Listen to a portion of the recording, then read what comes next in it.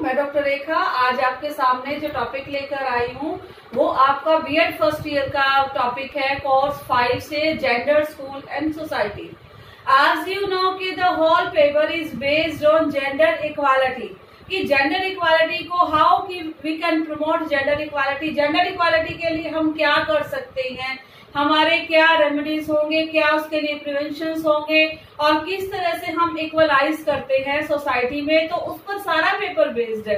तो जैसे मैंने आपको पहले भी बात की थी वीडियोस में, तो हमने आपसे बात की थी कि देखिए कि किस तरह से स्कूल्स में चाहे अनचाहे जेंडर इनइक्वालिटी के ऊपर बेस्ड चीजें हो जाती हैं या जेंडर इक्वालिटी कैसे प्रमोट हो जाती है, उन चीजों के ऊपर हमने ध्यान देना है कि स्कूल के अंदर पॉलिसी और मैनेजमेंट में किस तरह से चेंज करना है ताकि जेंडर इक्वालिटी स्थापित हो। तो उन पॉलिसीज और मैनेजमेंट में कैसे हम चेंज करके जेंडर इक्वालिटी की बात करेंगे। तो सबसे पहले अगर स्कूल लेवल की हम बात करते हैं तो firstly we will change in curriculum. तो करिकुलम में हमें चेंज करना पड़ेगा। How we can change the curriculum, तो आइए देखते हैं कि करिकुलम को हम कैसे चेंज करेंगे। Firstly change in curriculum. How we can change in curriculum? The curriculum should be child centred. Yes, तो करिकुलम कैसा होना चाहिए आपका?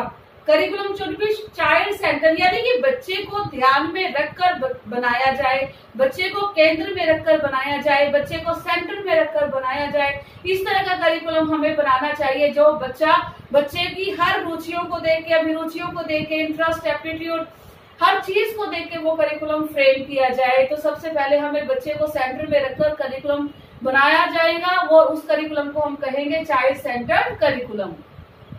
Next is flexible. करिकुलम कैसा होना चाहिए? That should not be rigid. Rigid ना हो कि जिसके अंदर हम कोई भी अगर चेंज करना चाहें आने वाले समय में तो उसमें हम वो चेंज ना कर पाए। तो करिकुलम ऐसा होना चाहिए जो कि फ्लेक्सिबल हो और according to the need of society, according to the need of community, according to the need of a student, कि जिस तरह का हमारा एनवायरनमेंट है उसके अकॉर्डिंग हम अपने करिकुलम को मॉडिफाई कर सके। Next is based on gender equality. ठीक है, तो करिकुलम हमें ऐसा नहीं बनाना कि जो कि जेंडर इनइक्वालिटी को प्रमोट करे। हमें करिकुलम को ऐसा बनाना है कि जो जेंडर इक्वालिटी को प्रमोट करे, जो जेंडर इक्वालिटी की बात करे। जिस करिकुलम में इस तरह की टेक्स्ट बुक शामिल हो, इस तरह के कंटेंट शामिल हो जो कि जेंडर इक्वालिटी पर बेस्ड हो।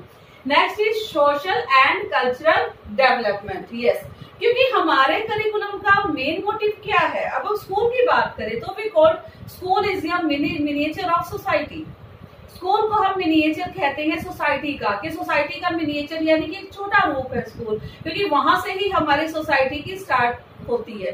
तो उसमें हम क्या कह सकते हैं कि करिकुलम ऐसा हो जो कि हमें सोशल डेवलप करे या कि जो कि सोशल डेवलपमेंट पर बेस्ड हो, जिसको पढ़ने के बाद हम एक अच्छे सामाजिक प्राणी बने।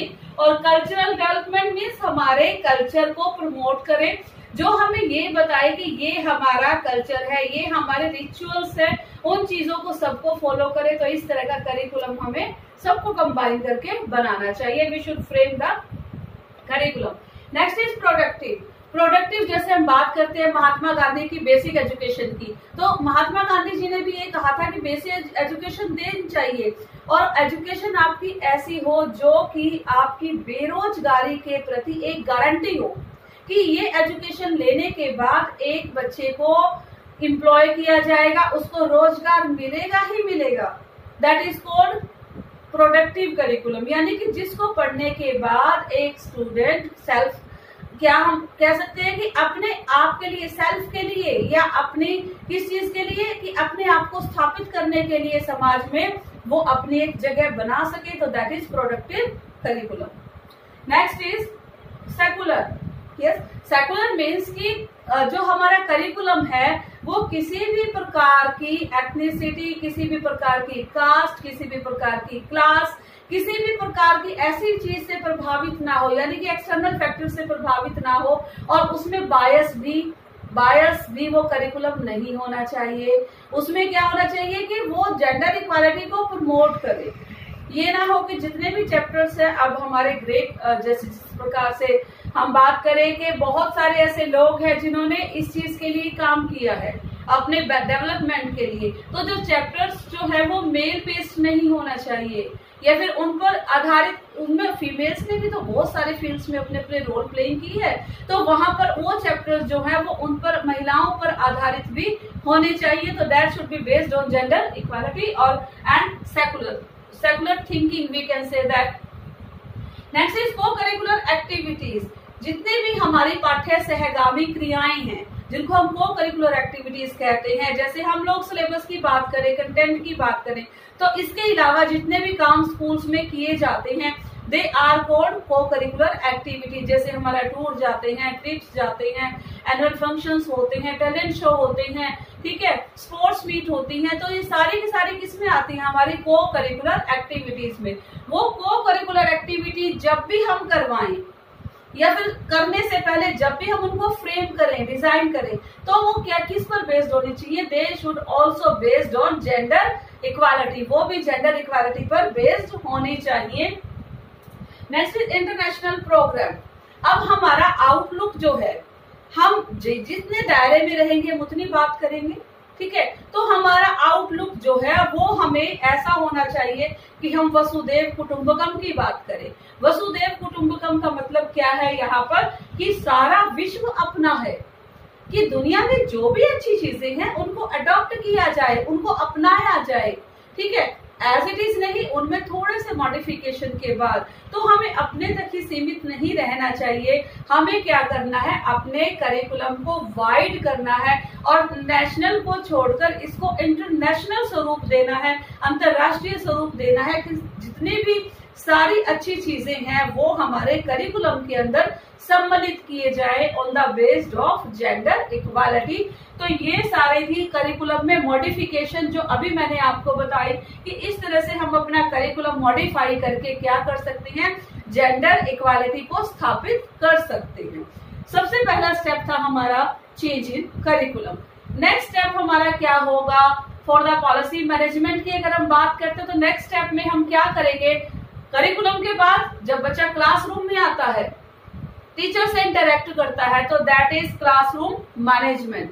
अब हमारी क्लासरूम मैनेजमेंट कैसी होनी चाहिए जो कि जेंडर इक्वालिटी पर बेस्ड हो, उसकी हम बात करेंगे। First is proper sitting arrangement.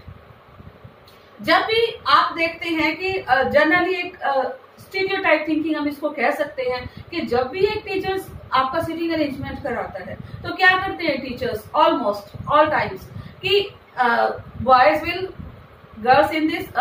Seat in this row and girls will sit in this row, ठीक है, सेपरेटली बैठेंगे दोनों, एक दूसरे के साथ नहीं बैठेंगे। तो this is very very very wrong thing, क्योंकि अगर आपका सिटिंग अरेंजमेंट इस तरह का होगा तो बच्चों में अपोजिट के प्रति, आपको पता है कि बच्चों की साइकोलॉजी होती है कि जिस चीज से उनको रोका जाता है वही चीज वो करते हैं। तो क्योंकि अपोजिट के प्रति बच्चों का अट्रैक्शन बढ़ेगा, क्यों? क्योंकि उनको अलग अलग बिठाया जाएगा और इस चीज को हमें उनमें क्या होगा?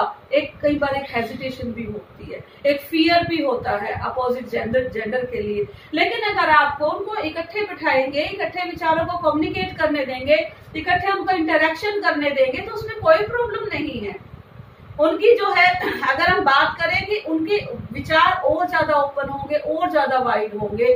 तो सिटिंग अरेंजमेंट जब भी एक टीचर बनाए अपनी क्लास का, वो ऐसे ना हो कि बच्चों को सेपरेटली बिठाया जाए, उसमें जेंडर इक्वालिटी पर बेस्ड होना चाहिए, वो जेंडर इनइक्वालिटी पर बेस्ड ना हो।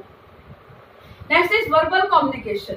इस वर्बल कम्युनिकेशन की अगर हम बात करें तो जैसे मैंने आपको बताया कि वर्बल की बात करें तो जैसे मैं आपसे बात कर रही हूँ तो that is called verbal communication. जब हम वर्बल टॉक्स की बात करते हैं तो हम कई बार वर्बली भी क्लास में कोई कंटेंट नहीं है, ऐसा कुछ कंटेस्ट भी नहीं है, हम कई बार कह देते हैं नहीं गर्ल्स इस तरह की, बॉयज इस तरह से। तो वाई? तो आपके वर्बल कम्युनिकेशन में भी वो चीजें नहीं आनी चाहिए। आपका वर्बल कम्युनिकेशन भी ऐसा हो जो कि जेंडर इक्वालिटी को प्रमोट करे, ठीक है। Next is coordination and coding. Coordination and coding का मतलब क्या है कि coordination between student and teacher. अगर एक आपका बॉय और गर्ल है क्लास में तो उनके बीच का कोऑर्डिनेशन, और coordination between student and teacher, एक अध्यापक और एक बच्चे के बीच का कोऑर्डिनेशन, वो एक अच्छा कोऑर्डिनेशन होना चाहिए। और एक टीचर को भी क्या करना चाहिए, कोडिंग मीन्स कि जब आप चीजों को ऑब्जर्व करते हो ना तो हम अपना एक कमेंट देते हैं कि ये है, तो जो आपकी कोडिंग हो वो भी आपकी कोडिंग बायस ना हो, पक्षपाती ना हो, वो भी ये ना देखे कि ये लड़कियां हैं या ये लड़के हैं। आपकी कोडिंग में भी आपको जेंडर इक्वालिटी का ध्यान रखना है, क्योंकि आप एक टीचर हैं और आपके द्वारा कहा गया एक एक शब्द बहुत ज्यादा मायने रखता है। Next is equal interaction. कई बार ऐसा होता है टीचर क्लास में क्या करते हैं कि उनकी इंटेंशन नहीं होती, लेकिन फिर भी क्या है, फिर भी वो क्या करते हैं, कई बार एक बॉयज की रो बैठी है, गर्ल्स की रो बैठी है, तो वो हमेशा बॉय से ही क्वेश्चन करेंगे या फिर हमेशा गर्ल्स से ही करेंगे। Why it is so? आपको सभी बच्चों के साथ you have to interact equally, आपको सभी स्टूडेंट्स के साथ इक्वली इंटरेक्ट करना है, because all are same for you, क्योंकि सारे बच्चे आपके लिए बराबर हैं, they all are your student. Okay, next is grouping of students. जब भी आप कोई भी टीचर किसी भी बच्चों को प्रोजेक्ट देता है तो प्रोजेक्ट देते हुए हम हमेशा ध्यान रखते हैं कि this project is for boys and this project is for girls. Why it is सो? ऐसा नहीं करना है। हमने जब भी स्टूडेंट्स की कोई भी टीचर कोई भी प्रोजेक्ट देता है, चाहे वो टूर एंड ट्रिप का है, इंटरनल है, एक्सटर्नल है, तो एक टीचर को ये करना चाहिए कि जब भी वो स्टूडेंट की ग्रुपिंग करे वो जेंडर इक्वालिटी पर बेस्ड हो, यानी कि ये नहीं है कि बॉयज के ग्रुप्स अलग है और गर्ल्स के ग्रुप अलग है, वो भी आपकी जो ग्रुपिंग ऑफ स्टूडेंट्स है वो आपकी जेंडर इक्वालिटी पर बेस्ड होनी चाहिए। Next is use of labs and library. यहाँ पर भी कई बार क्या कहा जाता है कि कुछ एक्सपेरिमेंट्स ऐसे हैं ये बॉयज करेंगे, कुछ एक्सपेरिमेंट्स ऐसे हैं ये गर्ल्स करेंगे ओनली, ठीक है।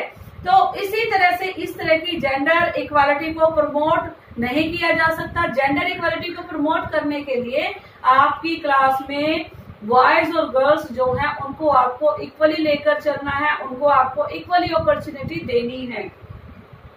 Next is healthy environment. Yes, कई बार क्या है कि एक टीचर अगर आपकी क्लास का एनवायरनमेंट हेल्दी है तो आपके बच्चे हमेशा क्या रहेंगे, अटेंटिव रहेंगे, हमेशा क्या रहेंगे, अलर्ट रहेंगे।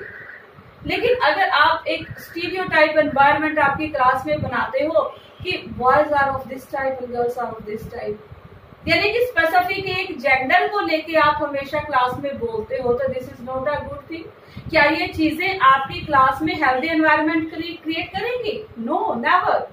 क्योंकि अगर आप चाहते हैं कि आपकी क्लास में हेल्दी एनवायरनमेंट क्रिएट हो तो आपने दोनों को बराबर, दोनों को इक्वली लेकर चलना है। अगर आप दोनों को इक्वली लेकर चलेंगे तभी आप अपने क्लास में हेल्दी एनवायरनमेंट बना सकेंगे। तो आई होप कि जो दो चीजें आज मैंने इसमें कराई हैं, strategies for change policy and management, मैंने आपको कराया है change in curriculum and classroom management. Next video में हम इससे आगे का बताएंगे। I hope everything is clear to you. Okay, thank you.